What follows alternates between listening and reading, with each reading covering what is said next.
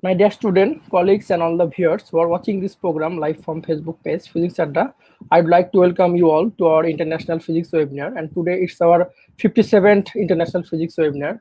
So good afternoon to all here in Bangladesh and those watching this program live from Facebook page from India. So hope you are well and safe from Corona pandemic. So we're trying our best to adjust with this new normal situation. We cannot continue our a normal academic program inside the campus, so we have to start online program to continue our academic program. So our department of Physics, Pabna University of Science and Technology, has already started its online program like online classes and online international physics webinar. So we have already successfully completed our 56th international physics webinar, and in those physics webinar, physicists from different countries are coming as a main speaker, and they are delivering their speech with our student, and they are sharing their knowledge with our student. And I think by this way, our students are benefited. And today, I'd like to welcome you all through a joint session between the Department of Physics, Pabna University of Science and Technology, and the Department of Earth and Space Science, Indian Institute of Space Science and Technology, India, in atmospheric physics and meteorology. And we have with us here today Dr. A. Chandrasekar, sir, outstanding professor and dean, Department of Earth and Space Science, Indian Institute of Space Science and Technology, India, and connecting with us from India. And he has already connected with us. So I'd like to welcome our speaker. So, sir, good afternoon.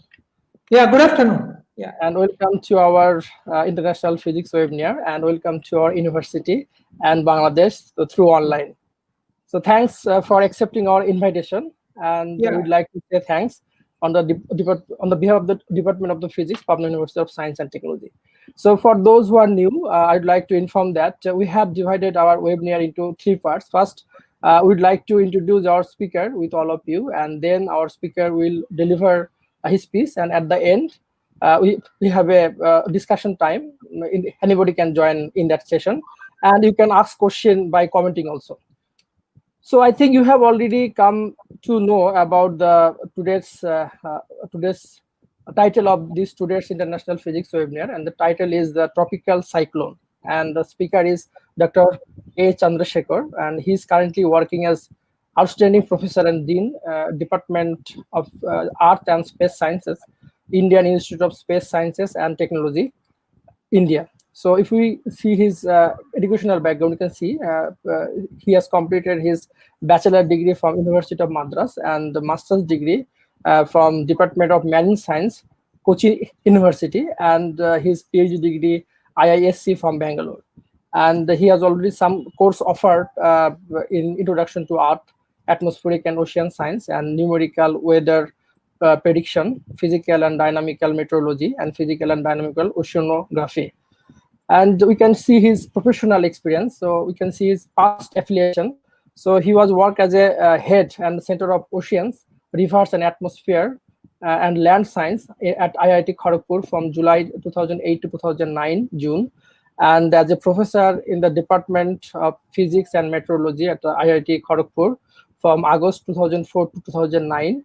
And as an associate professor at the Department of Physics and Meteorology at IIT Kharagpur from May 1999 to 2004 August, and as an assistant professor in the Department of Physics and Meteorology at IIT Kharagpur from June 1996 to May 1999, as a lecturer in Department of Physics and Meteorology at IIT Kharagpur from July 1988 to December 1995. And also SRF and JRF IISc Bangalore from 1984 to 1987. And he also has some membership. So he's now a member of National Academy of Science India, life member of India Meteorological Society, life member of Indian Society for Theoretical and Applied Mechanics, and member of editorial board, Disaster Advanced Journal, Open Journal of Marine Science, member and editorial advisory committee, the Open Atmospheric Science Journal. And he has guided some PhD students. So we can see the list of those names and his recent publication. So and he has some book also and project we can see in the slide. So thanks all for all of your patience. So now it's time to go to our speaker. So, sir, thanks again for accepting our invitation. So, it's your time. You can start your session, sir. Yeah, good afternoon. Let me at the outset thank Professor Das for this kind invitation and the very warm words of welcome. So I understand that I'm addressing the students of physics departments primarily, and so let us get with our talk. So today's my talk I'm going to talk on tropical cyclones, something which I thought would be of very much interest to you. Bangladesh, we all know, has been affected extensively by tropical cyclones over the years, and I'm sure all of you, most of you, must have actually had first-hand experiences of what a tropical cyclone is, what sort of damage it can and havoc and the loss of lives it can actually create. So I thought I will dwell some aspects of tropical cyclone, especially the physical aspects, and then we'll get on. So the next slide. So the overview of my talk is going to be how do we formally define a tropical cyclone in meteorological terms. Then we will spend some time on what is the energy associated with tropical cyclones in order to get an idea of how much of energy is associated with this and how does that compare with the sort of energy associated with nuclear fission, energy associated with the total power generation over the entire globe. Then we will talk something about how many number of observed tropical cyclones are seen over the whole globe in a year over the different ocean basins. So that will also, we'll see which are the ocean basins that have the largest frequency of tropical cyclones. We'll also see which are the favorable months or the seasons for formation of these tropical cyclones in different basins. Then we'll talk something about cyclogenesis. Cyclogenesis is actually the genesis of the cyclone, or we'll talk about conditions that favor the formation of tropical cyclones. Then we'll talk about the life cycle of a tropical cyclone. It goes through 4 different stages. We will dwell briefly on those different stages of the life cycle of a tropical cyclone. How long does it live, and so on and so forth. Then we'll talk something about conditional instability of second kind, which will be like the mechanism that is partly proposed to explain the rapid intensification of a tropical cyclone. What is the physics of this mechanism? We will spend some time. Then we will just talk about how does the tropical cyclone can be envisaged or can be thought of as an idealized Carnot cycle. Then we will talk something about the structure of tropical cyclones. How does a tropical cyclone look like in a vertical section as far as the vertical structure is concerned, as far as the horizontal structure is concerned, how the clouds are seen as seen from a satellite imagery.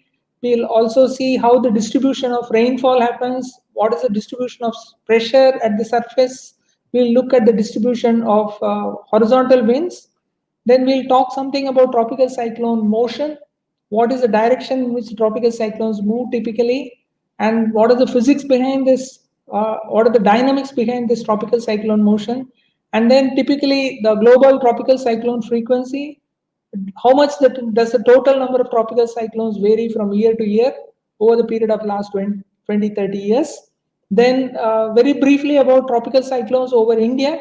India would mean the Indian seas, which would be the Bay of Bengal and the Arabian Sea. Bangladesh, as you all know, will also experience tropical cyclones that form over the Bay of Bengal region only.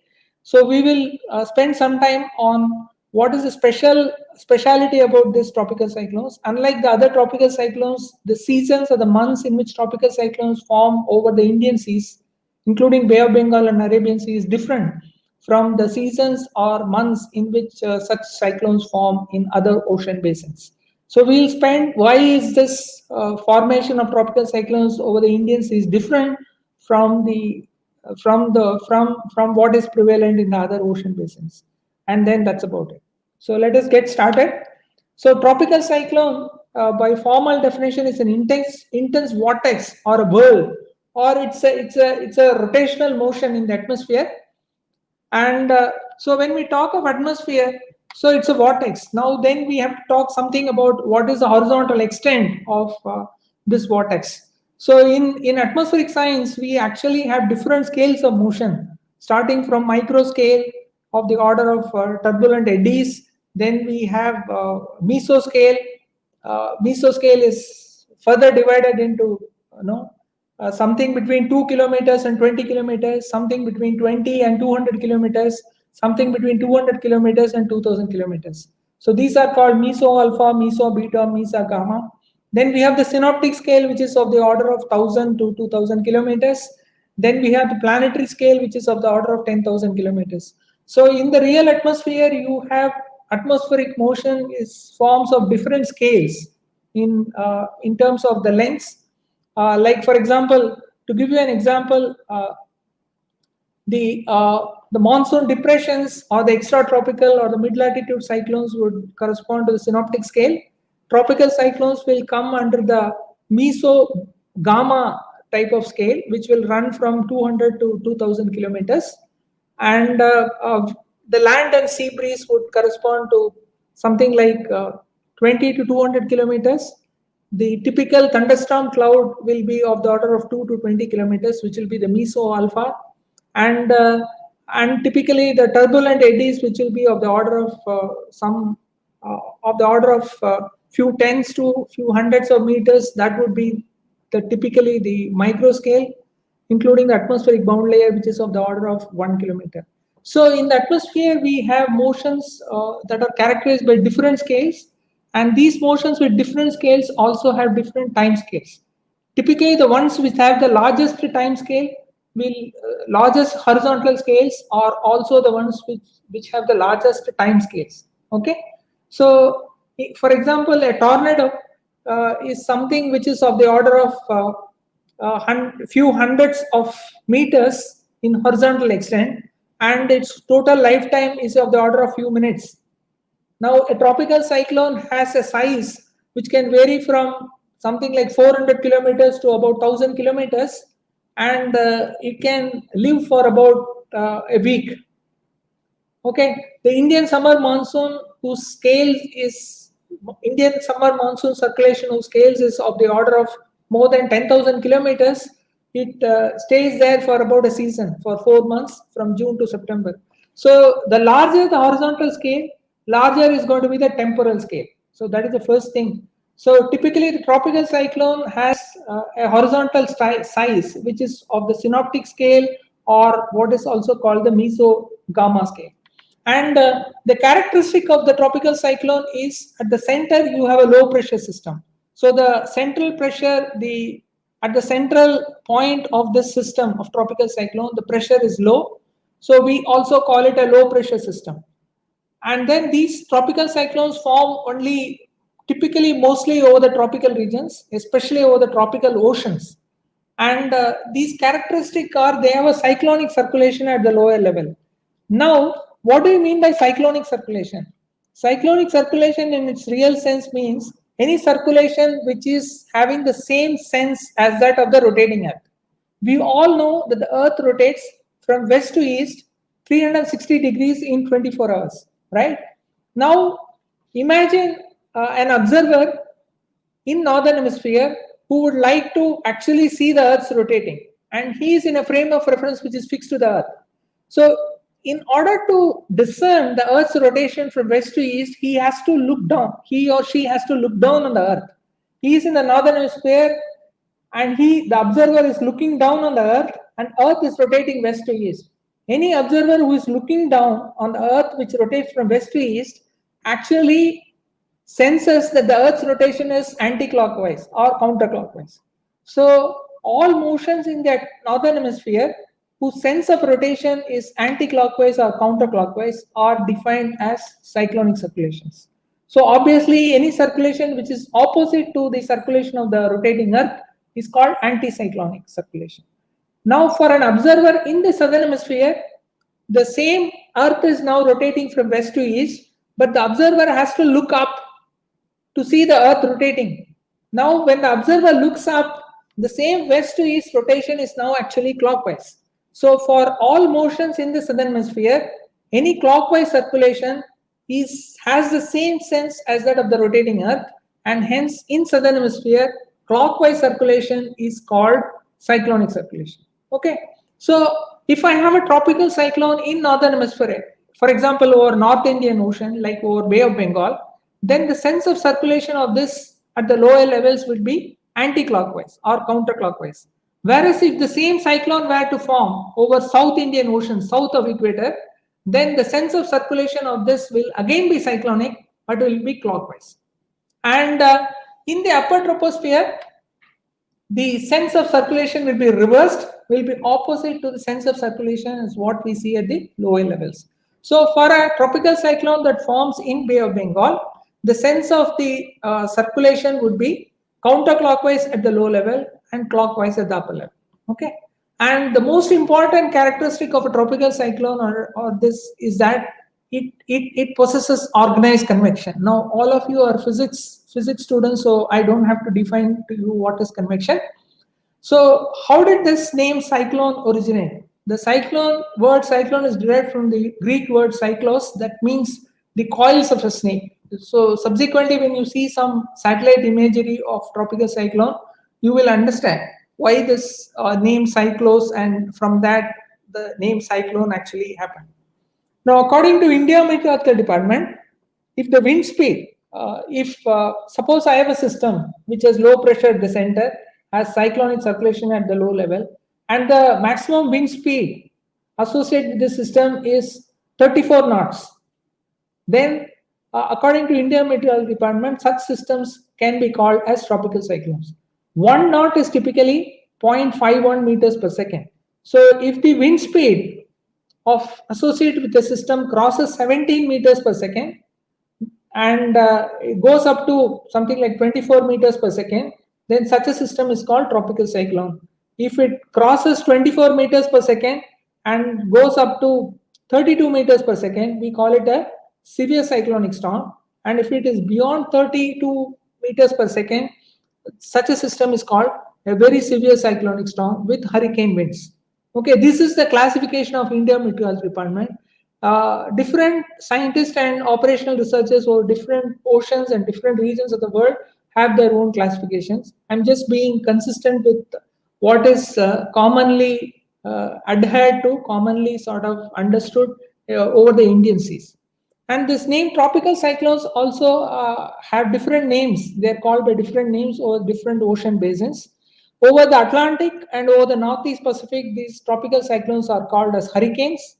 Now you would have seen typically in the month of September, you'll have a lot of tropical cyclones that form over the Atlantic and move westward and northwestward and hit the Atlantic coast of United States of America.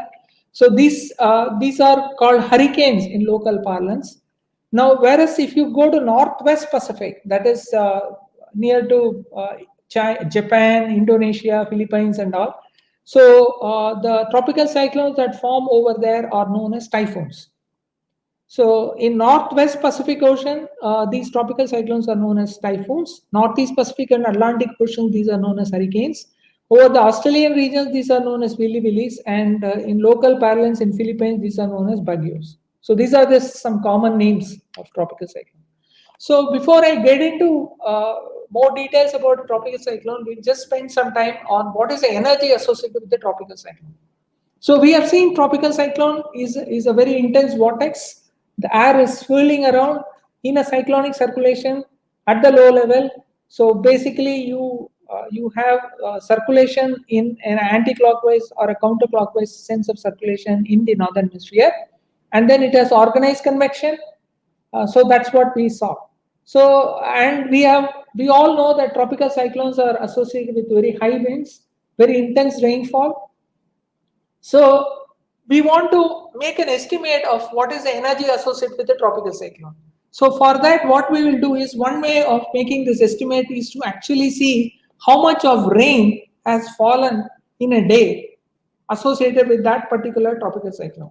So let us take an average tropical cyclone that produces 1.5 centimeter per day of rainfall inside a horizontal extent of radius 665 kilometers. So we'll assume that our cyclone has a horizontal radius of 664 kilometers, and there is an average rainfall of 1.5 centimeters per day, which has fallen because of this tropical cyclone over this entire radius, 665 kilometers. So then I can easily calculate what is the volume of rain that is associated with this tropical cyclone in a day. So I find out the cross-section area pi into r square.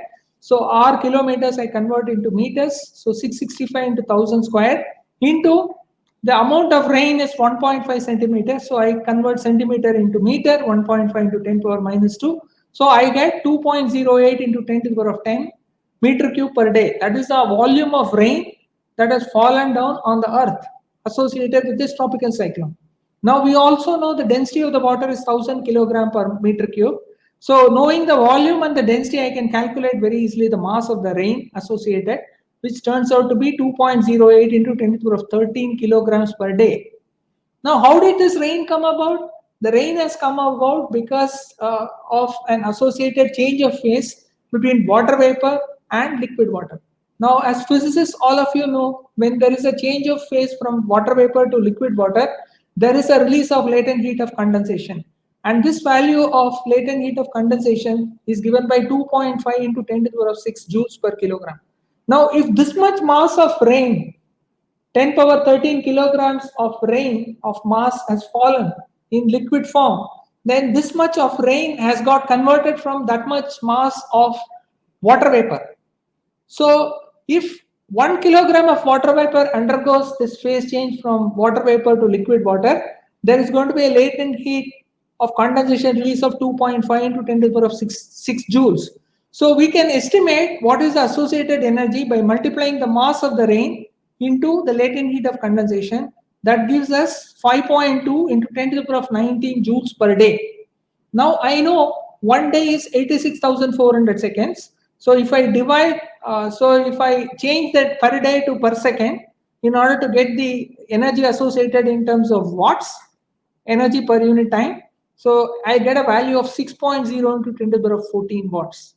So a typical tropical cyclone of having radius of 665 kilometers that has produced 1.5 centimeter per day of rain over this entire region, pi r square, has a certain energy associated with that, which is equal to 6 into 10 to the power of 14 watts.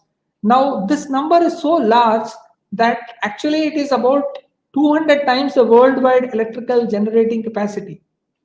And so you will all agree with me that this is an incredible amount of energy that is associated with each and every tropical cyclone. In fact, it turns out that the energy released in nuclear fission of 1 gram of uranium-235 is 8.8 into 10 to the power of 10 joules.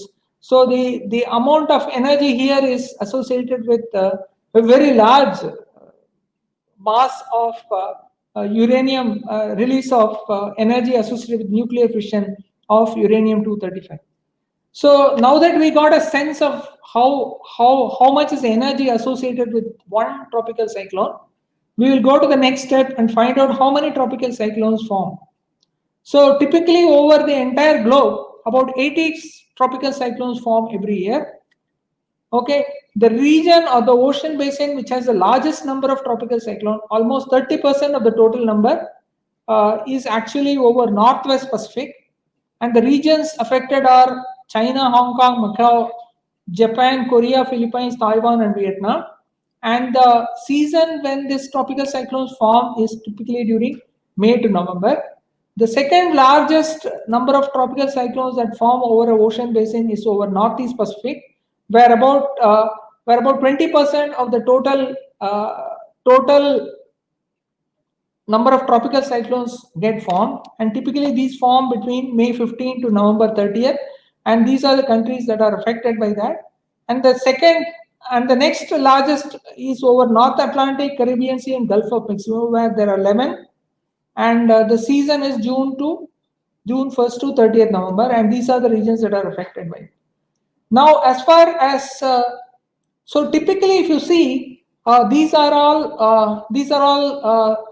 ocean basins in the northern hemisphere: North Atlantic, Northeast Pacific, Northwest Pacific. The North Indian Ocean, will come to it in a moment. So these are typically from May to November. May to November, this is June to November, this is May 15 to November, this is May to November. So now we know that typical summer month in Northern Hemisphere is summer solstice is June 21st, right? So June, July would be the typical summer months in Northern Hemisphere. But if you see, for example, so as we will see later, one of the very important considerations for the formation of tropical cyclone is the requirement that the sea surface temperature over that ocean basin should exceed a certain critical value, which is equal to 26 degrees centigrade. So the first requirement is we require a very, very warm ocean, okay, with a lot of thermal energy. So this requires, it may so happen that the maximum amount of solar radiation which is received minus those lost by the radiation by the radiating earth, terrestrial radiation, so-called net radiation, may have a maximum sometime in June, July for Northern Hemisphere. However, if you look at the maximum sea surface temperature of all ocean basins in the northern oceans, either over North Atlantic or over Northwest Pacific or over Northeast Pacific, the maximum sea surface temperature takes about 2 months beyond the temperatures that are actually that correspond with the maximum radiation. So instead of June, July, it is actually August. It is actually September. September would be the month which has the highest sea surface temperature. So that is why this season actually extends right up to November. Many of you may feel November is close to winter. However, the ocean reacts in a very sluggish way to the radiation. As you all know, ocean is a huge thermal reservoir. So it takes a lot of time to actually get warmed up. So it takes there's a time lag of about 2 months for the ocean to get warmed up. Now, if you see, for example, the last three, Australian region, 7 tropical cyclones, regions affected Australia, Indonesia, and the season is November to April. South Pacific, again November to April. Southwest Indian Ocean, again November to April. So obviously these 3 ocean basins are in the southern hemisphere. So the southern summer would typically happen in December, January, and then again a time lag of 2 months should take it to March. Okay, so March would be the typical month in which the maximum sea surface temperatures are observed over the ocean basins in the southern hemisphere. Now when we come to India, Indian Seas, North Indian Ocean, that includes Bay of Bengal and Arabian Sea, we have 4 to 6 tropical cyclones in a year. Out of that, 2 may correspond to the Arabian Sea and 4 may correspond to the Bay of Bengal in terms of maximum. And the countries affected are India, Bangladesh, Sri Lanka, Thailand, Myanmar, and Pakistan. And the season of this tropical cyclone is April, May, October, November. There is a special reason for this. So, as you can see, June, July, August, September, we call as the Southwest Indian summer monsoon season. So, you see that the tropical cyclone season, April, May is prior to the initiation of the Indian summer monsoon, which starts in May. And so this April, May, we call it as a pre-monsoon season. October, November, the monsoon is from June to September. So October, November are post-monsoon months. So we call this as a post-monsoon season. So the tropical cyclone forms generally over the Indian seas in the pre-monsoon season in April, May, or in the post-monsoon season, October, November. So typically tropical cyclones of great intensity do not form over the Indian Sea during the monsoon season from June, July, August, September. Now there is a dynamical reason for that. We'll come to that a little later. So then we talk about cyclogenesis, or what are the conditions necessary for the formation of a tropical cyclone. This is generally true for most ocean basins, both in the northern as well as in the southern hemisphere. So the first requirement, as I told, is the sea surface temperature should exceed 26 degrees centigrade. So there should be sufficient ocean thermal energy must be there. So that's the first and most important requirement. And there has to be enhanced moisture content in the lower troposphere. Now HPA, PA is the Pascal, all of you know, is a unit of pressure, which is newtons per meter square. hectopascal is commonly employed by atmospheric scientists. Now, 1 hectopascal is equal to 100 Pascal. So we all know 1 atmospheric pressure is 1.013 into 10 to the power 5 pascals, and 10 to the power 5 is a very large number. So atmospheric scientists actually define this hectopascal. 1 hectopascal is 100 Pascal, and so 1 atmospheric pressure is typically 1013 hectopascal. 1000 is something which is more easier to deal with in terms of words. So rather than 1 into 10 to the power 5. So hectopascal is the most convenient notation which is used in atmospheric science. So up to 700 hectopascal would so the 1 atmospheric pressure is 1013 hectopascal. So now you can imagine 700 hectopascal would typically be at a height of 3.1 kilometers above the ground. So we expect the conditions over the ocean to have enhanced moisture or relative humidity. Higher relative humidity would correspond typically to higher moisture content. Relative humidity, as you all know, is actually defined as a ratio of the actual moisture content divided by the maximum moisture content which the air can hold. So this is also normally expressed as the actual vapor pressure to the saturation vapor pressure. All of you know about saturation vapor pressure and all, so I will not get into those discussions. Then the other requirement is the conditional instability must be there. This is an important requirement. So let me explain it very clearly here. Now we call there is something called an environmental lapse rate or the observed lapse rate. Lapse rate typically means the decrease of air temperature with height. So we call it, we use the term lapse rate. So when we say observed lapse rate or environmental lapse rate, it is simply the rate at which the air temperature decreases with height. Now we all know in the troposphere, the air temperature actually decreases with height at a rate of about 6 to 6.5 degrees centigrade per kilometer. Okay. Now, if I have a dry parcel or if I have an unsaturated air parcel that is subjected to vertical adiabatic displacements, okay. So as this parcel goes up, it will expand because it encounters lower and lower pressure. As it expands, there is a certain work of expansion which is required. You all know that work of expansion per unit mass is nothing but your PD alpha or your PdV work, right? And certain amount of work, but I need some energy to do this work. And because the process is adiabatic, there is just dq is equal to 0. There's just no way that this air parcel can take energy from the environment. So it has to take the energy required for the work of expansion from within itself. That means within itself would mean within its own internal energy. And generally we assume that the atmosphere is an ideal gas. And we all know ideal gas, the internal energy is a function of temperature only. So if the energy required for the work of expansion for an air parcel that is subjected to vertical adiabatic displacement is taken from its own internal energy, so obviously then the temperature of that air parcel will decrease. So that means any air parcel which is unsaturated, which goes up, so it will cool. Now it turns out that this cooling rate of an unsaturated parcel is a constant and is called the dry adiabatic lapse rate and is given by a value of 9.8 degrees centigrade per kilometer. So the conditional instability is a requirement in which the environmental lapse rate lies between saturated adiabatic lapse rate and dry adiabatic lapse rate.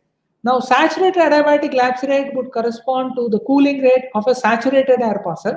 Saturated air parcel in very simple terms would mean that air parcel which has the maximum amount of moisture that it can hold at that particular temperature and pressure.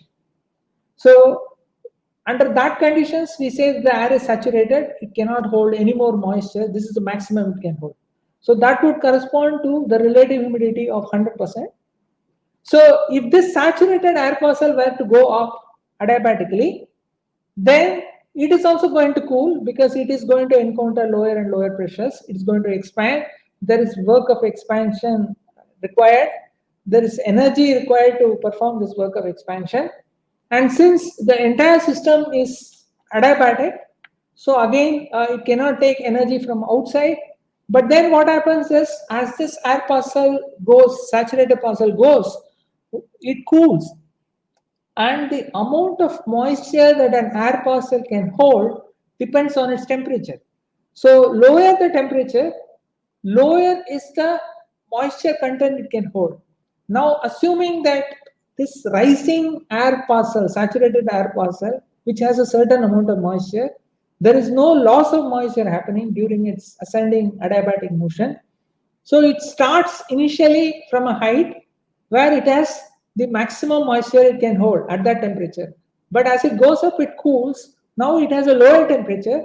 At this lower temperature, it cannot hold to that moisture which it had initially, which it continues to have. So this excess moisture will now undergo change of phase from water vapor to liquid water, and that's how cloud water droplets forms, and that's how clouds form. And associated with this change of phase, there's going to be release of latent heat of condensation. So depending on how much amount of heat energy is released due to this latent heat of condensation, the cooling rate of the ascending parcel, saturated parcel, will vary. The exact value will depend on how much is the magnitude of the latent heat that is released. So typically, the cooling rate of a saturated parcel is going to be always less than the cooling rate of an unsaturated or a dry parcel. However, if the environmental lapse rate lies exactly between the two, we call this a conditional instability, and that is one of the requirements of tropical cyclone. It turns out that in most situations over the tropical regions, the conditional instability requirement is already met. The another requirement is enhanced lower tropospheric relative vorticity. And in physics, if you have studied fluids dynamics, then you would have come across a term called vorticity, which is nothing but the curl of relative vorticity. It is a certain measure of the rotational, motion of a fluid element. Okay, so you would have studied, if you have studied fluids, that any fluid that undergoes rigid rotation, the vorticity is simply twice the angular velocity. So when we say relative vorticity, we mean the curl of the relative velocity. Relative velocity is the velocity of a fluid parcel with respect to the rotating arc. Okay, so that is what it means. Then we also require weak vertical shear of the horizontal winds at the genesis side. Now, this is exactly the reason why tropical cyclones do not form over Bay of Bengal, do not form over Arabian Sea during the Indian monsoon season, that is June, July, August, September. Because during these seasons, we have very, very strong vertical shear of the horizontal winds. What do I mean by that? If you are familiar with the Indian summer monsoon, at the low levels, we have southwesterly current, strong southwesterly current. And then at the upper level, we have strong easterly currents. So basically, at the low level, we have winds coming from the ocean to the land, which are primarily westerlies. They are coming from west. From the Arabian Sea, they are crossing over the Indian western coast. At the upper level, you have a return circulation where the return flow is easterly. So basically, you have strong westerlies at the low level, strong easterlies at the upper level. So the shear of the horizontal wind over the depth of the atmosphere is very, very high during the southwest Indian monsoon season. And when this vertical shear of the horizontal wind is very high, so this will not aid or facilitate the vertical development of thunderstorm clouds. So these vertical development of thunderstorm clouds are what are the seeds of convection here. And this convection has to be completely or fully organized in order to form a tropical cyclone. So there is a very, very important requirement that convection be organized. And for convection to be organized and strengthened, the vertical development of the thunderstorm or the convective cloud should happen without much difficulty. And for that, we need to have weak vertical shears of the horizontal. Then another requirement is the tropical cyclone cannot form over equator because if you have studied classical mechanics, you have studied rotational frame of reference, you would have come across Coriolis Force. In classical mechanics, you would have come across the Coriolis parameter, which is 2 omega sine phi. So the at equator, the latitude phi is 0, so sine phi is 0. So the Coriolis parameter is 0. So the Coriolis force is also 0. So I need to, the system, this tropical cyclone or this low pressure has to form. Its center should be off the equator. So this is the requirement so that the Coriolis force comes into effect. The next slide. So what is the life cycle of a tropical cyclone? It has 4 stages: a formative stage, immature stage, mature stage, and dissipative stage. Formative stage is very similar to a low pressure area. Any system which has central pressure is lower compared with the surroundings. That is what we call as a low pressure area. So the formative stage of a tropical cyclone is very similar to a low pressure area. So we have convection, but it is not very organized. It's a very disorganized convection, and there is no well-defined circulation center. So the next stage is what is called the immature stage.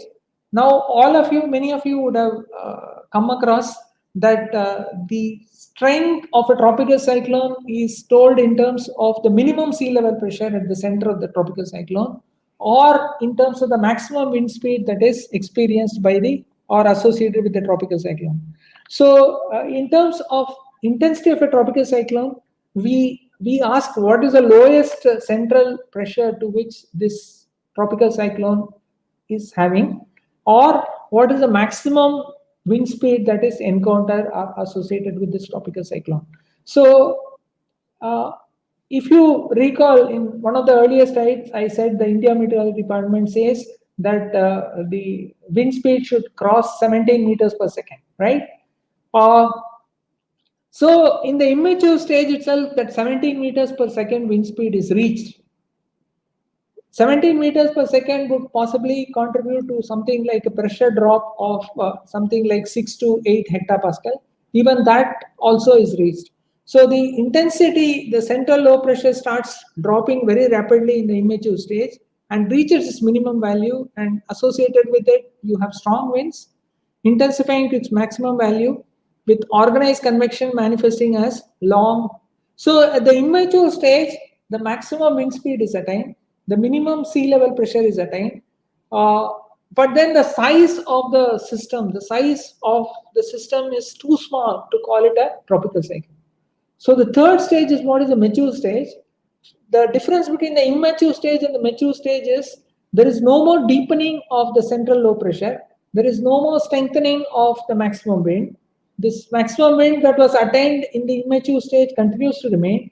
The lowest sea level pressure that was attained in the immature stage continues to have the same value in the mature stage. In the mature stage, the size of the system starts increasing very rapidly. The horizontal extent of the cyclone increases rapidly.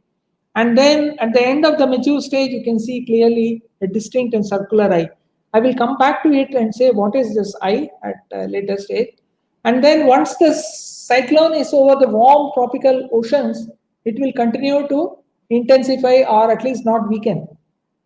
But the moment the cyclone approaches land or hits land, or what we call in meteorological terminology as it experiences landfall, then the cyclone rapidly weakens. Now, why does this weakening happen?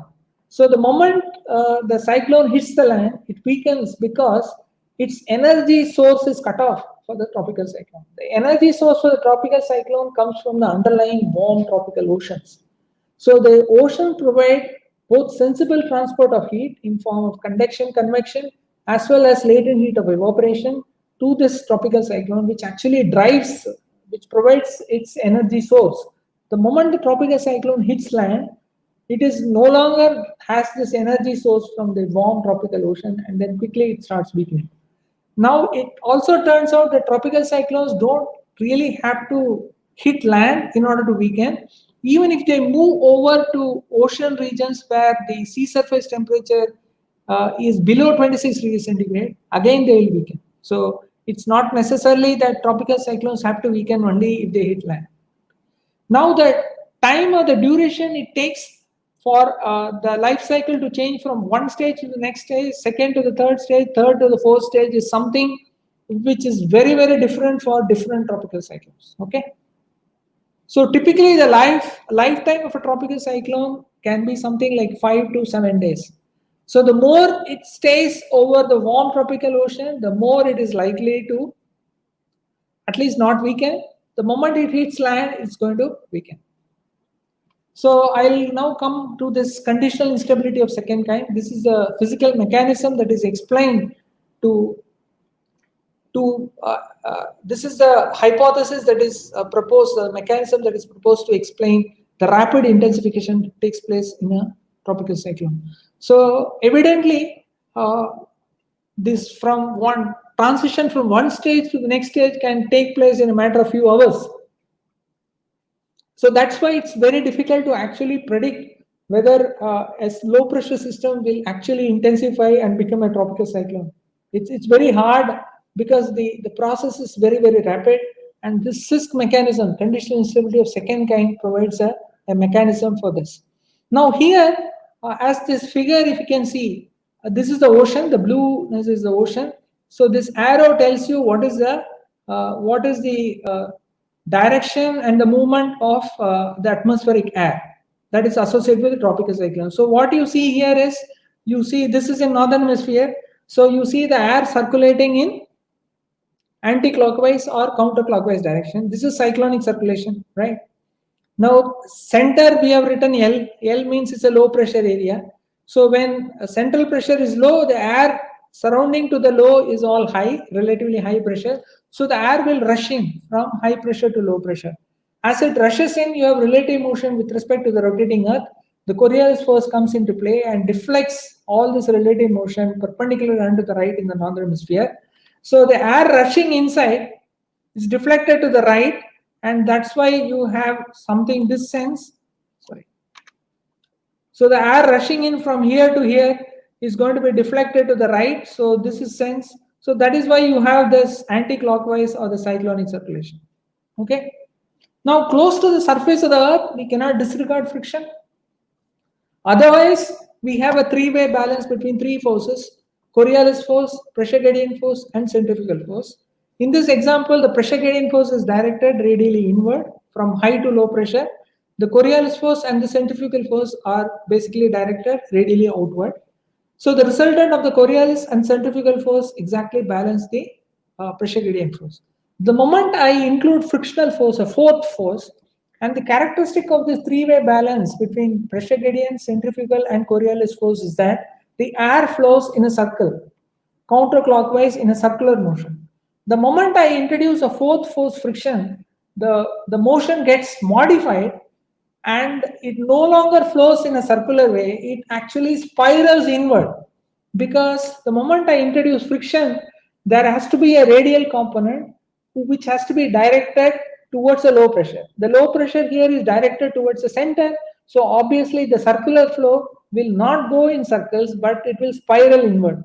As it spirals inward, if I assume that the net torque is so small that it can be ignored, I can invoke the conservation of angular momentum. So as the air spirals in, it should going to spin faster because of conservation of angular momentum. And obviously it cannot reach the center, because if it reaches the center, R will be equal to 0, and then it should have infinite tangential velocity. So what will happen is the air spirals in and then goes up.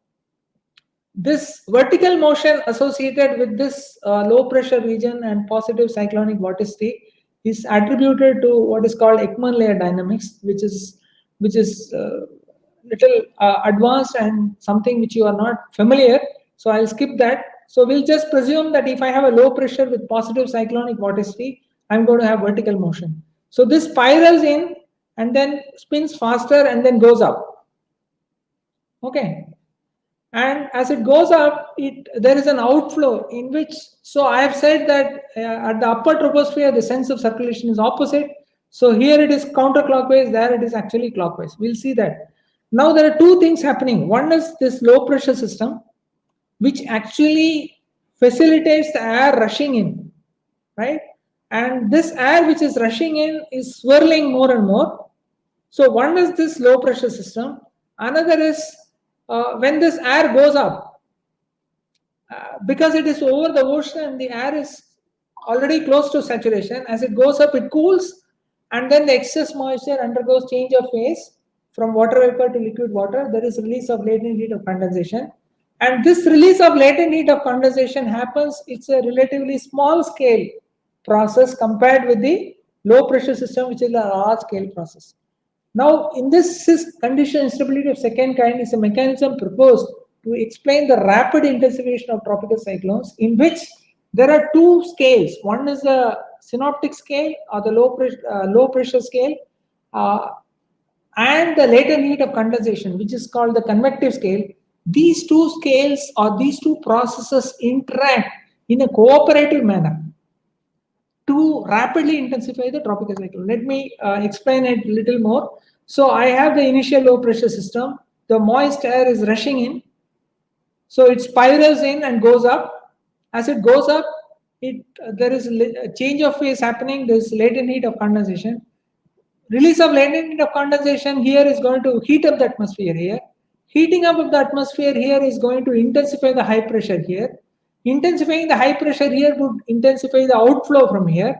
Intensifying the outflow here would cause intensifying the subsiding motion here. Intensifying the subsiding motion here would cause intensifying the inflow into the low pressure. So the inflow into the low pressure, more the inflow, more the ascending air, more the ascending air, more is the latent heat of condensation release, more is the latent heat of condensation release, more is the outflow, more is the outflow, more is the inflow. So you have two processes which are cooperatively interacting, and rapidly they are able to achieve this tropical cyclone intensity.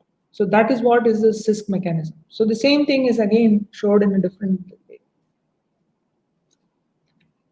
So this is a simple, all of you are familiar with the idealized Carnot cycle. So in a PV diagram, this is actually associated with two isotherms, 1 and 2 and 3 and 4. Now this is corresponds to 1 and 2 corresponds to adiabatic, isothermal expansion. This is adiabatic expansion. This is isothermal compression. This is adiabatic compression.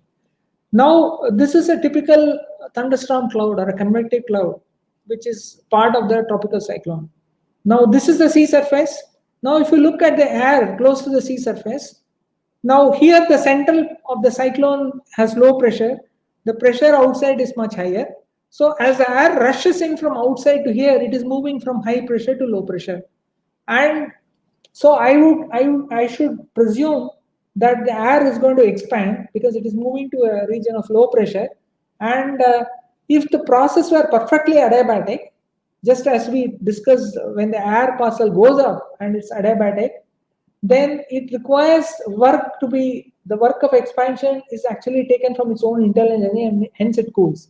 Now what is really happening is the process here is not adiabatic, because the air that flows over the ocean surface has the process which is just opposite to adiabatic. It is diabatic in the sense that this warm tropical ocean is going to provide both the sensible heat as well as the latent heat to this air in the atmosphere. So this A to B corresponds to basically your isothermal expansion, and that one corresponds to 1 to 2. Now inside the hurricane, inside the tropical cyclone, you have the ascending saturated air parcel that goes and cools. So this is the adiabatic expansion because pressure decreases with height. So this is 2 to 3 is adiabatic expansion. And then C to D is basically the isothermal compression. So C to D is the air is actually subsiding just out of the tropical cyclone into the open atmosphere. And then D to A is basically the isothermal adiabatic compression. That corresponds to 4 to 1. So during this process of isothermal expansion, as here, the amount of heat is taken in. So from the warm tropical ocean, this air associated with this tropical cyclone takes in a lot of heat from the underlying warm ocean, and this heat is given out, okay, during the isothermal compression part.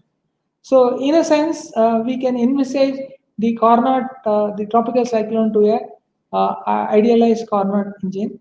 So we all know that so the working substance is in contact with two reservoirs. One is a higher, warmer or higher temperature reservoir, and is a lower temperature reservoir.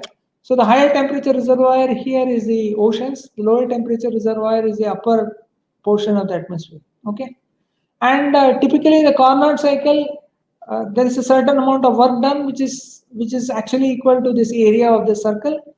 Now the amount of kinetic energy that is provided, produced in by the manifestation of the winds in tropical cyclone, it turns out that the amount of kinetic energy produced by this tropical cyclone is something like about 3% of its total energy. So that is what I am just listing out here. Now this part I will come now. So if you see the structure of a tropical cyclone, so this is the ascending motion. Now as you see, it doesn't go vertically up. So there is a flowing out. Okay, there's a flowing out. This is also seen very clearly. Now the question is, why is this? Why is the air flowing out like this, fanning outward? So the reason for that is this. Now, as the air ascends, it's flowing along a surface where the angular momentum, what we call as the absolute angular momentum, is actually having a constant value. Now, V is the tangential component of velocity. R is the distance to the center of the cyclone. So V into R is nothing but the angular momentum, or due to relative motion. F is the Coriolis parameter, which is 2 omega sine phi. So F is equal to 2 omega sine phi. So F by 2 is equal to omega R squared, where omega is the angular velocity of the Earth's rotation, and so this part is the angular momentum due to the rotating Earth. This part is the angular momentum due to the tropical cyclone. The two together is what is called the absolute angular momentum. So what we see in tropical cyclones is, at the low levels, the cyclone is characterized by very, very strong winds. Okay. Now V is very large. Now for a fixed R, if I go up, the wind speed will decrease, so V will decrease. So since V decreases, the absolute angular momentum is going to decrease for a fixed radius at increasing height. Okay. However, so in order to have the same absolute angular momentum value, okay, corresponding to a higher height, I would have to take a larger R. So that in effect is what is the whole thing is about. So when the radius is less, this velocity is more, but I require a larger R in order to have the absolute angular momentum to be seen. So that is why this air which ascends up actually is sloping. Now if you see, this is the sort of structure of a tropical cyclone. So the central part is what is called the eye. Now eye is a region which is devoid of clouds. There are no clouds there. There are no clouds, and hence there are no rains. There are no strong winds there. So this is an area of calm. So one can easily be fooled or lulled into some sort of satisfaction that the worst is over. Okay.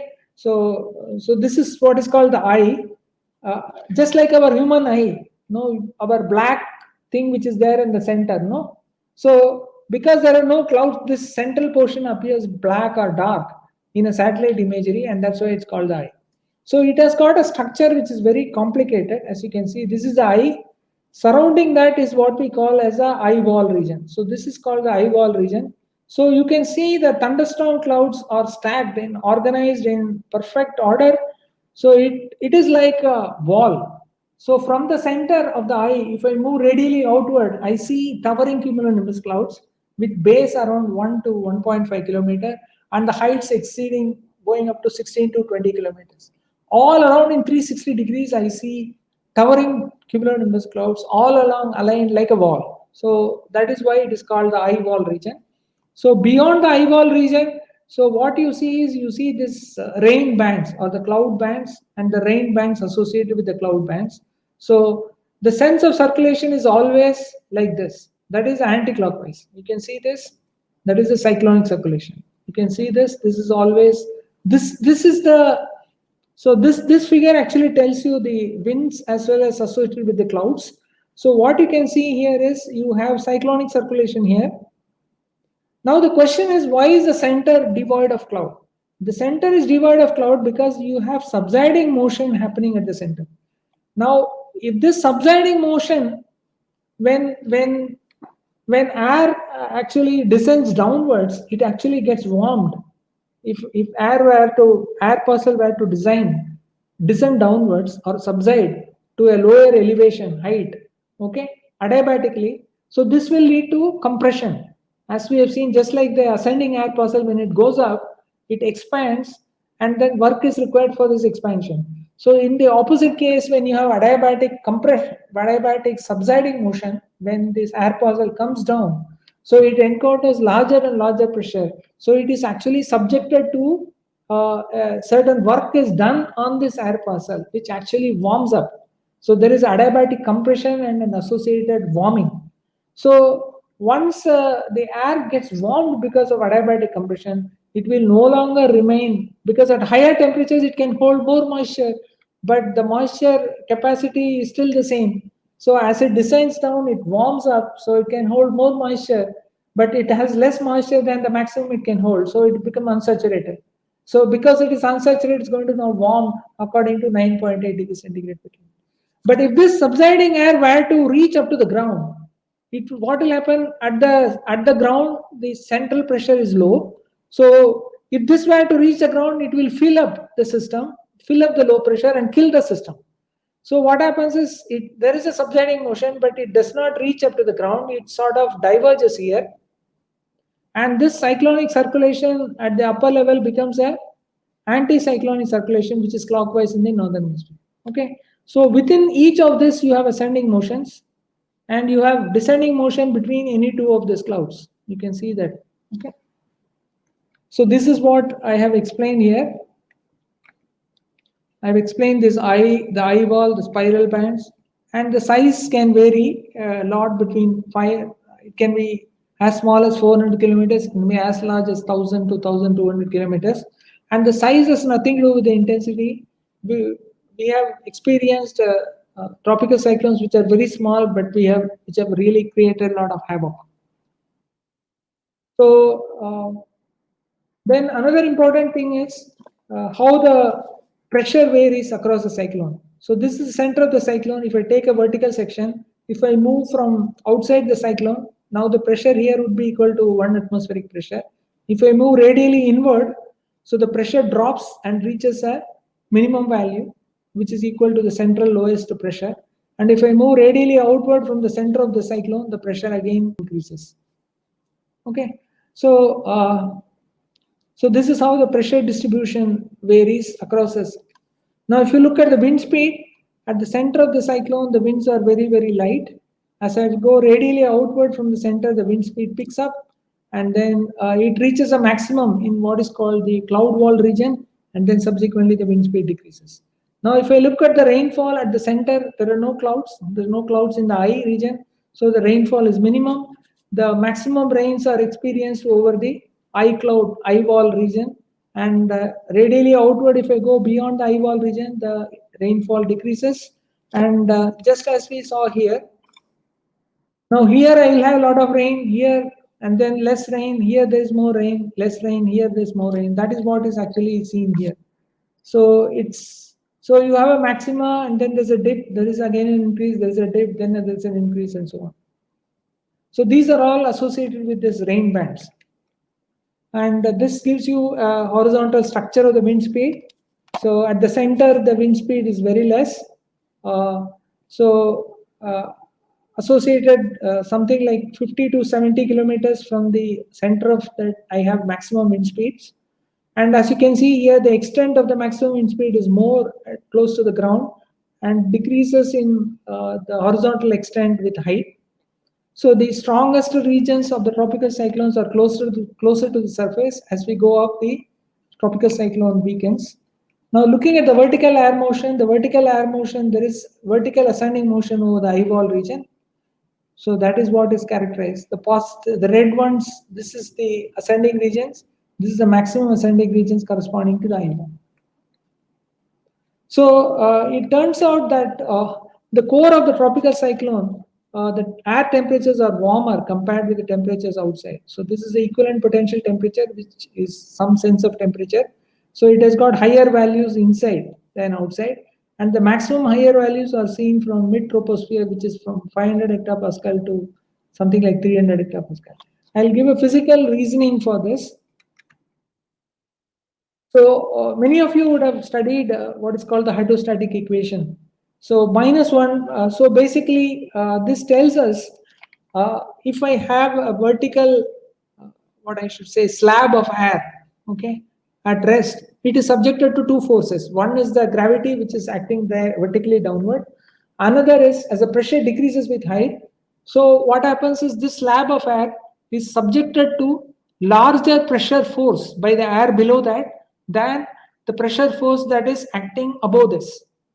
Okay, and because of the differential pressure force, you have what is called a pressure gradient force with its vertical component directed vertically upward. And when in situations where these two forces which are acting in opposite directions have the same magnitude, then there is what we call as a hydrostatic balance. And the hydrostatic balance is characterized by the hydrostatic equation, which says the variation of pressure in the vertical direction is proportional to density multiplied by acceleration due to gravity, which is constant. Taking the atmosphere to the ideal gas, I can write the equation of state for an ideal gas. P is the pressure, rho is the density, R is the specific gas constant, T is the temperature. So if I substitute for density in terms of this, so I get this. Rho is written as P by RT. So I take the P to the other side, so you get 1 by P dP, which is d of log P. So d of log P by dz is equal to minus G by R into T. G, acceleration due to gravity, can be considered a constant, or the specific gas constant can be assumed to be constant. And so this is air temperature. This is the vertical variation of log pressure over a certain distance. Now, the characteristic of a tropical cyclone is at the low level, in the surface, the central portion has low pressure compared with a region outside the hurricane, right? At the surface, at the bottom, at the center of the core of the cyclone, the pressure is lower. Let's say the outside the pressure is 1 atmosphere, about 1000 hectopascal. At the center, you have something like 950 hectopascal. Now, I said the strongest intensity of the tropical cyclone is at the low level. As we go up, the circulation weakens, right? And so this means the difference between the central pressure in the core at different heights will keep on decreasing with the pressure outside the tropical cyclone. And at some particular height, the pressure inside the core of the tropical cyclone will exactly be the same as the pressure outside the tropical cyclone. And if I go still further, obviously I have a high pressure at the upper troposphere. So the pressure in the core of the tropical cyclone will actually be higher than the similar location at the same height outside the tropical cyclone.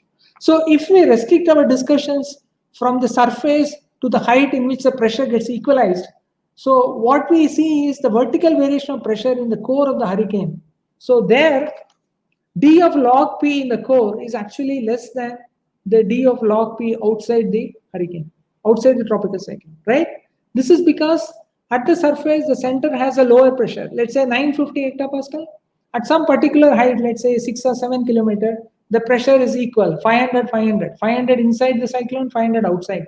So the difference between 950 and 500 is 450 here in the core, and outside it is 1000 and 500, so it is 500. So 450 is less than 500. So this is obvious. And since d of, for the same height dz, which is 5 kilometers, so d of log P is inversely proportional to temperature. So the core d log P is less, so the core, the air temperature has to be greater. So this means that the tropical cyclone is characterized by warmer air temperatures compared with the air temperatures outside the tropical cyclone. So this is what is actually seen here in this video. So next is, I'll just give you some satellite imagery. So this is satellite imagery of a particular tropical cyclone. Now at the center, you don't have any clouds. You can see the, so this is a view taken from outside, from above by the satellite. So at the center, you see there is no white portion, so there is no cloud. So you call this as the eye. So just surrounding the eye, you have thick clouds which are organized very, very strongly. So this is called the eye walls. And then I will speak briefly about the movement of tropical cyclones. Tropical cyclones always have a tendency to move towards polewards and towards westwards. So in northern hemisphere, the tropical cyclone movement is mostly towards northwest. Now, if a cyclone were to hit Bangladesh, it has to move, assuming that it has formed in the North Bay of Bengal. If it moves, let's say towards north, it will likely to hit Bangladesh. Now, if it has formed over Central Bay of Bengal and is moving towards west, it will likely to hit the eastern coast of India, right? So I'll quickly explain why in northern hemisphere the cyclones move in the northwest direction mostly. In the southern hemisphere they move towards southwest. Okay, so the northwest is the poleward movement, that is towards north, and the westward movement. In the southern hemisphere, the tropical cyclones have a southwestward movement, that is because of poleward movement, which is south, and the westward movement. Okay, so let us explain the northern hemisphere, then we will be able to better appreciate why the tropical cyclones move the way they move in the southern hemisphere. Assuming that I have this tropical cyclone, this is a northern hemisphere, the cyclone moves counterclockwise. The circulation, sorry, not the movement, this sense of circulation is anti-clockwise or cyclonic. Okay. Now, there is an important dynamic constraint on flows in the atmosphere, which is known as conservation of absolute vorticity. Typically, in northern hemisphere, for this anti-clockwise movement, the relative vorticity is considered positive. Okay, and the cyclone is characterized by maximum positive relative vorticity at the center. So if I move away from the center, the relative vorticity will have a less positive value as compared to the center. So another quantity is the Coriolis parameter, which we introduced 2 omega sin phi. That is also called as the planetary vorticity. So the relative vorticity plus the planetary vorticity is what is called the absolute vorticity. There is a well-known theorem proposed by Rossby, which goes by his name. It is called the conservation of absolute vorticity. So he says in large-scale motion, the absolute vorticity must be conserved. Now, if I have a parcel of air associated with the tropical cyclone, which moves in the counterclockwise motion, what will happen? As this parcel moves here to the east of the center, this is going to higher and higher latitude. So the Coriolis parameter 2 omega sin phi is going to increase. If the absolute vorticity has to be conserved, the relative vorticity has to decrease over the regions east of the cyclone center. So over this region, zeta, which is the relative vorticity, should decrease. Now, as this circulation, so here there is no change in latitude. So there will be no change in the zeta or the relative vorticity. Over here, the latitude actually increases. So the latitude decreases here in northern hemisphere, latitude decreases. So 2 omega sin phi decreases, so the zeta has to increase. Okay. Now this is an anticyclone, this is a cyclonic circulation, there's positive relative vorticity. To the west of the center, I said this conservation of absolute vorticity sets up a secondary circulation, which is also cyclonic. To the east of the center, it sets up the secondary circulation, which is actually anticyclonic. Now, anticyclonic would be clockwise. To the west, you have cyclonic, which is anti-clockwise. So you can anti-clockwise here would be northward, clockwise here would be northward. So the center of the vortex is tend to be pushed northward. So this is what is called the poleward movement of a tropical cyclone due to conservation of absolute vorticity, or what is known as the beta effect. Now, center is characterized by maximum zeta or maximum relative vorticity. Now we have seen that conservation of angular vorticity makes the vorticity to the west to increase locally with time. And so what will happen is, since if the vorticity here at a later time were to actually have a magnitude larger than the vorticity here, the center of the vortex would move towards that region which has a maximum positive relative vorticity. So that would explain the westward movement of this tropical cyclone. So the westward movement combined with the poleward movement, which is northward movement in northern hemisphere, together contribute to the northwestward movement. So this is what, so the next figure tells you in northern hemisphere, this is equator, all the cyclones move towards, mostly towards northwest. Okay. But once they come into the subtropical, around 30 degree north latitude, they all recurve and then move towards east. Okay. Now this recurving is because they come into the regime of the westerlies, and so they actually get steered by the prevailing mid-latitude or subtropical westerlies, and so they turn towards east.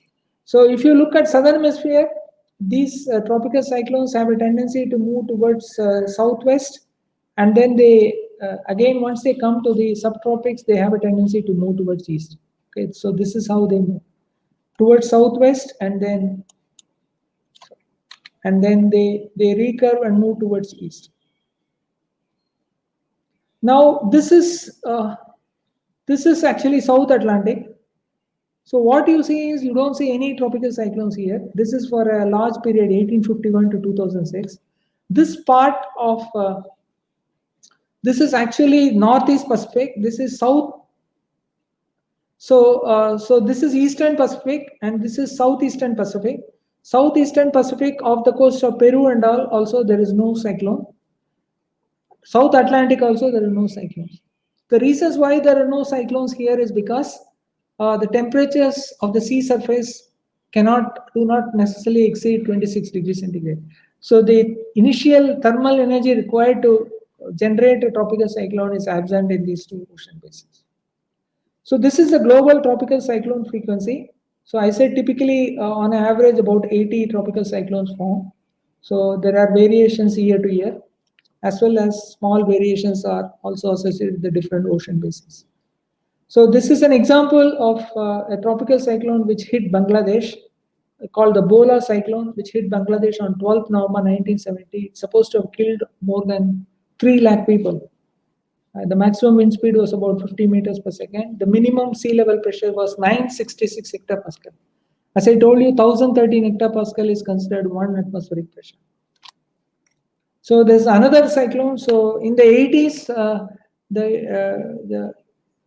the Indian Space Research Organization put in geostationary INSAT satellites in 84. So after 84 and 85, mid 80s, the tropical cyclones have been continuously monitored, and so you can see, although the cyclone in 1991, the Chittagong cyclone that hit again Bangladesh, this is pre-monsoon, 29th April. The Bola cyclone was post-monsoon, 12th November 1970. So although this Bola cyclone was weaker, 50 meters per second, 966 hectopascal, Chittagong was 898 hectopascal. So it's a much more intense cyclone. The maximum wind speed is 72 meters per second. So the number of people who have died is only 1.38 lakh. I mean, and here the death is over 3 lakh. The reason is the geostationary satellite imagery that was made available to Bangladesh and its administration, government and all, helped. Also the awareness among the people helped in evacuating more people, reducing the number of deaths associated with it. Nowadays with this geostationary satellites, so one can actually get the satellite imagery every 20 to 30 minutes, and so it's possible to actually do evacuation work and reduce the loss of deaths of human lives. So the tropical cyclones over India, as I already indicated, they form during pre-monsoon, April, May, and post-monsoon, as there is strong vertical wind shear during the intervening Indian summer monsoon seasons. About 6 tropical cyclones form over the Indian seas annually, from about 80 totally worldwide. More tropical cyclones form over Bay of Bengal, almost double compared to the Arabian Sea, because what happens is, as I told you, cyclones tend to move westward or more northwestward. So if you see, for example, here, India is somewhere here. This is Bay of Bengal, this is Arabian Sea. So this is the West Pacific. So there is a possibility of a tropical cyclone that formed. We also saw Northwest Pacific as the largest number, about 30% of the total tropical cyclones form here, right? And these cyclones move westward and northwestward. They'll hit land and then they'll weaken. But after some time, the weakened vortex would move further west, and then the Bay of Bengal is warm, about 26 degrees centigrade. So they will regenerate here and become another tropical cyclone, which will now move westward and hit the east coast, or it can hit Bangladesh, depending on where it is formed and whether it is motion is governed more due to internal dynamics or due to the steering current. Okay, so there are more number of tropical cyclones in Bay of Bengal as compared to Arabian Sea. One primary reason for that is the fact that remnants of the tropical cyclones that form over the Northwest Pacific actually after experiencing landfall weaken and move over here. And so that's about all. Thank you very much. Thank you, sir, for your nice presentation.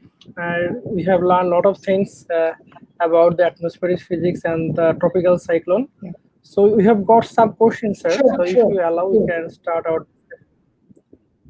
So we have some question in inbox. So what is Coriolis Force and rain band? Coriolis Force is okay.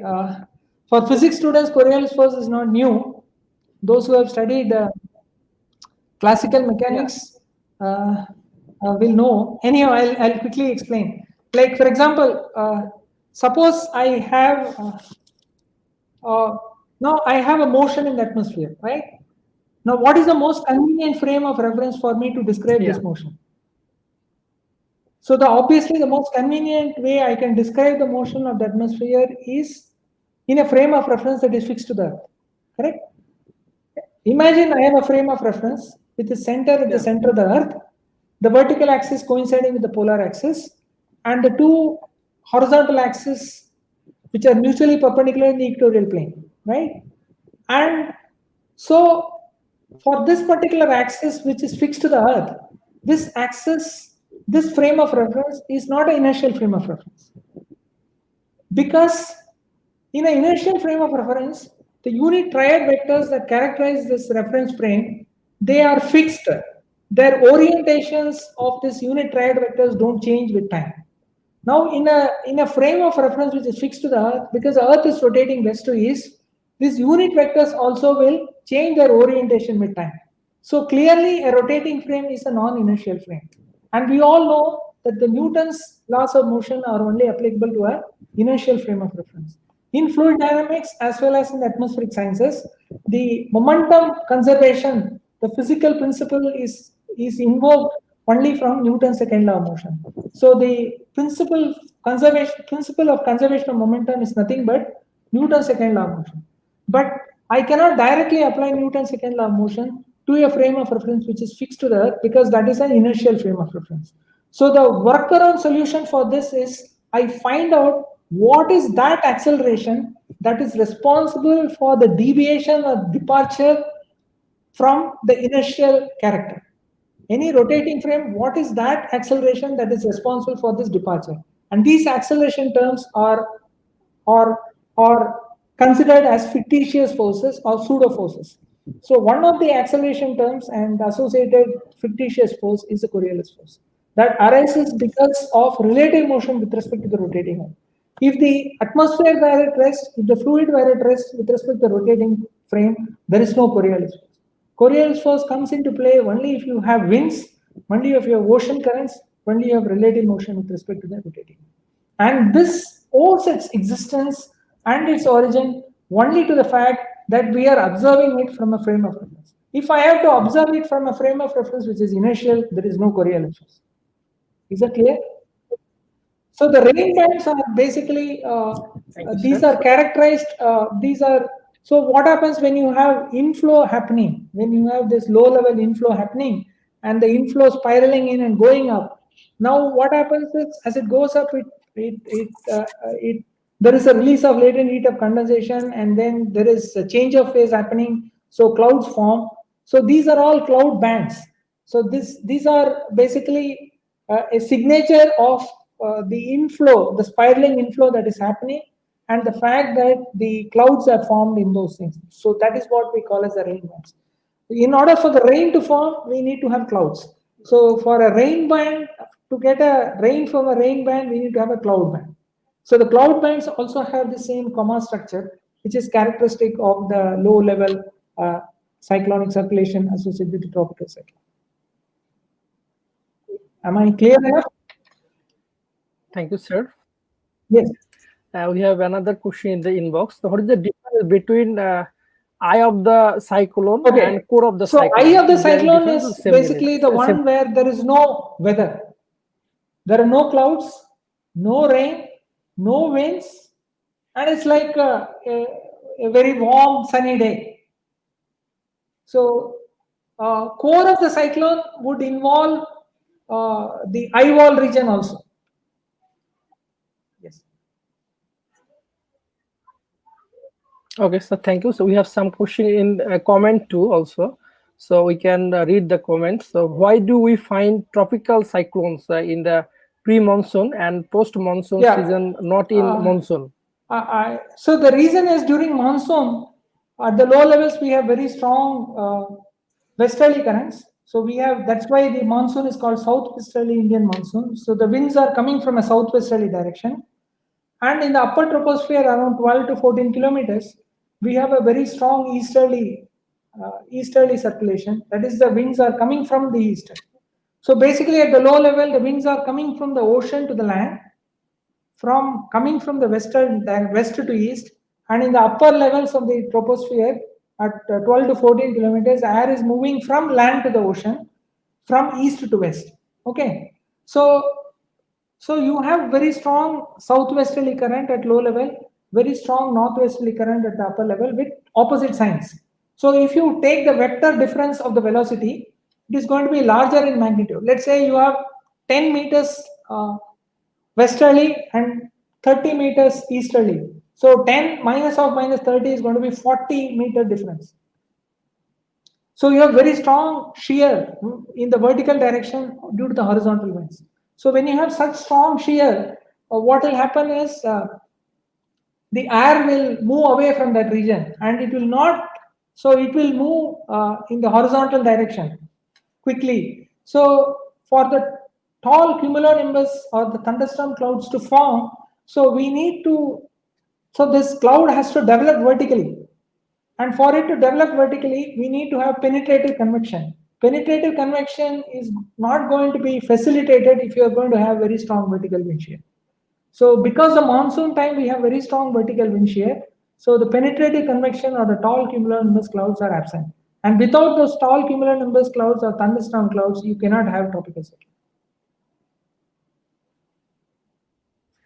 Thank you, sir. We have another question. So is there any way to alternate the speed of the cyclone inside the Bay of Bengal? Is there a way to? Is there any way to attenuate the speed of the cyclone? To kill a cyclone. Right? Yeah, inside No, the Bay of actually, the... most people in India, now we know that Chennai, Madras, and all, they are perennial. There are cities which are actually which have serious water deficiency thing. So many times people actually welcome tropical cyclones, okay, because they actually provide much needed water. That is leaving that is in a lighter mode.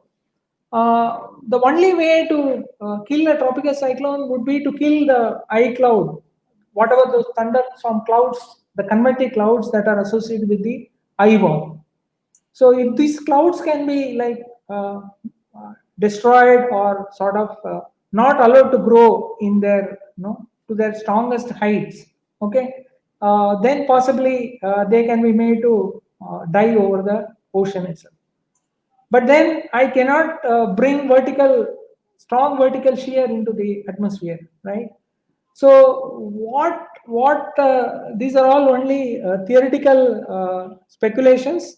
I don't know whether these are all implementable.